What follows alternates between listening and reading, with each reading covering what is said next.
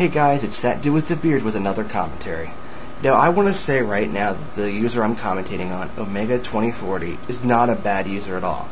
He's a really good reviewer. The problem is that this review that he has is not as good as his other reviews. And you're going to see why very soon.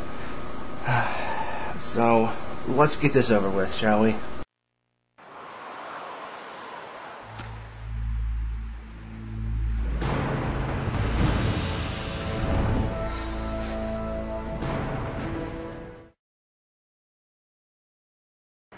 Certainly can't complain about the graphics here. They're the same as the previous games in the series, full of nice, bright colors and fluid animations that fit the game. What more do you really need me to say? Actually, I do think you should say a little bit more, primarily because if they haven't played the games prior to this one, they don't know where you're coming from. So, just that to keep in mind.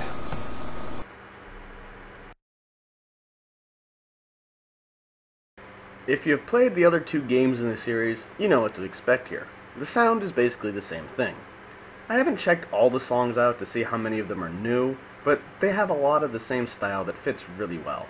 Sound effects are also the same, but when something is done right, you don't really need to fix it.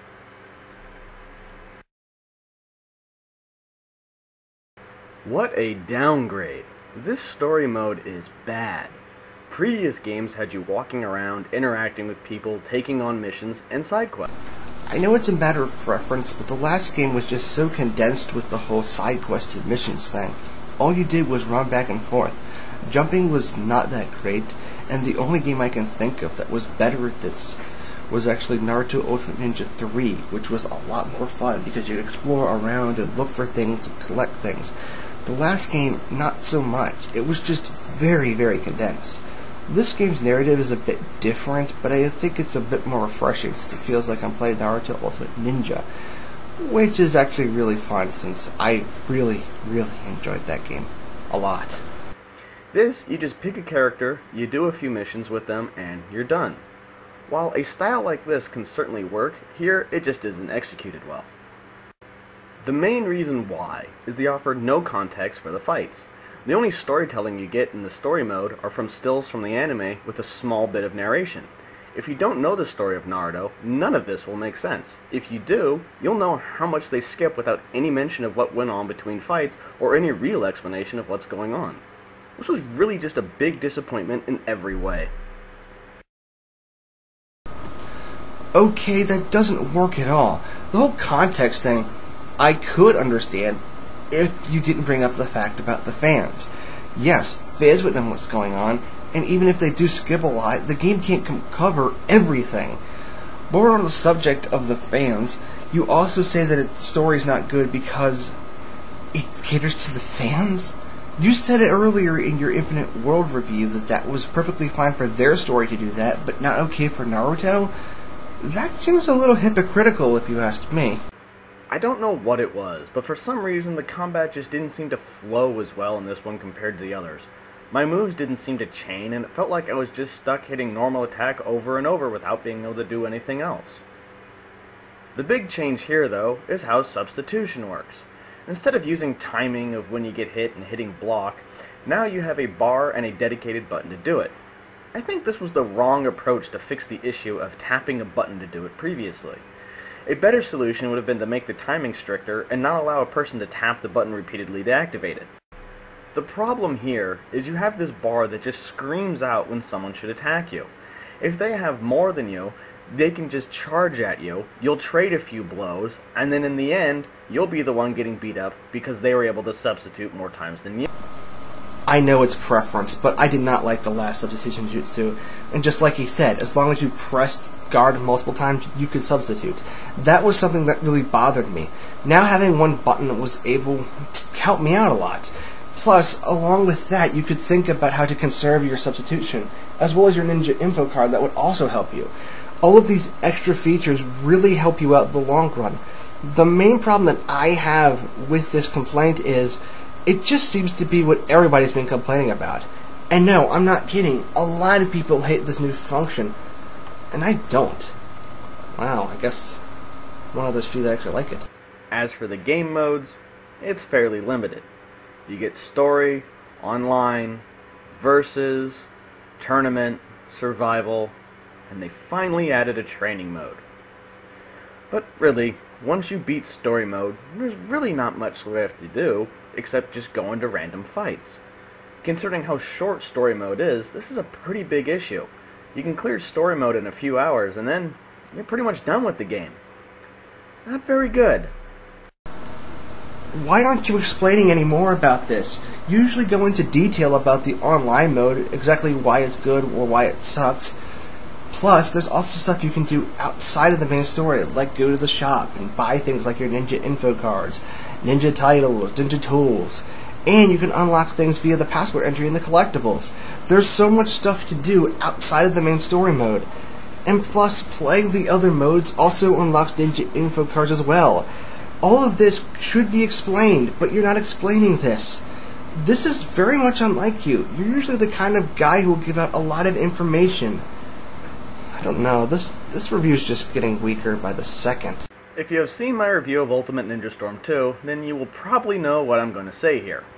They did a good job on the characters and their normal attacks, movement, projectiles, etc., but the Ultimates are a step down from the ones from the first game. All of that is true here as well, but now I can directly compare the Ultimates between the first game and this one to show you exactly what I mean.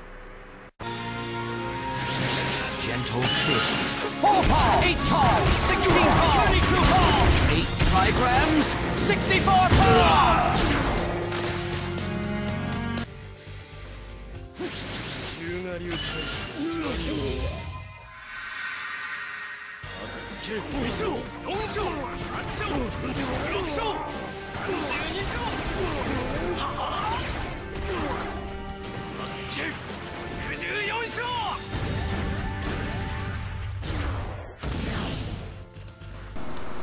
While I do agree with you on this, I think you should have saved this for a different video.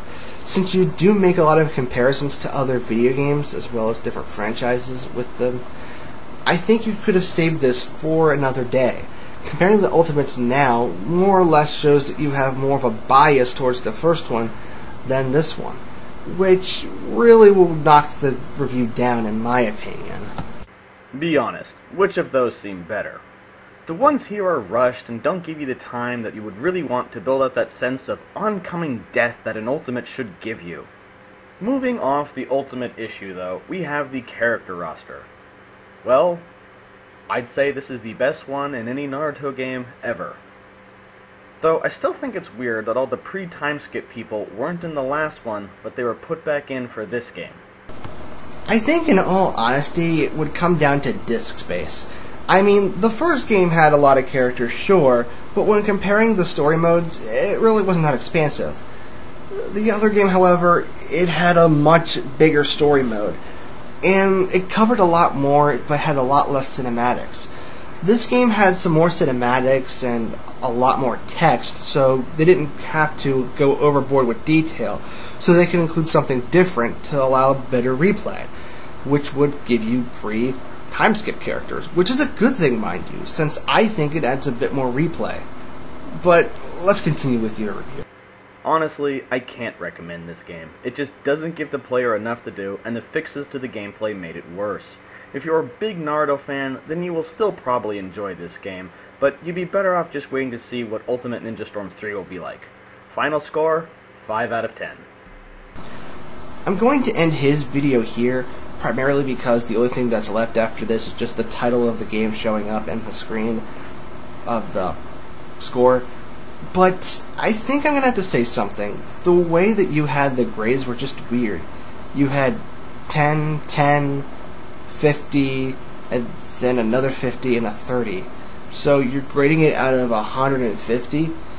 That's a little weird of a score to me. I mean, I could understand basic 10s or maybe out of 100, but 150 seems like a little weird. Plus, some of the numbers that I actually saw, like 21 out of 30, it seemed that these were basically there for you to nitpick, let your nitpicks go in there. But what can I really say about this video, aside from the fact that you didn't elaborate? All you did was do bare bones, and coming from the guy who actually loves to go in depth with some of these things, it really comes off as weird. Another thing that actually got me really annoyed was just how monotone you sounded, too. I mean, I don't want to listen to someone who sounds like this all the time. And even though I did it in my past videos, I still learn from it. Well, I guess that's it, guys.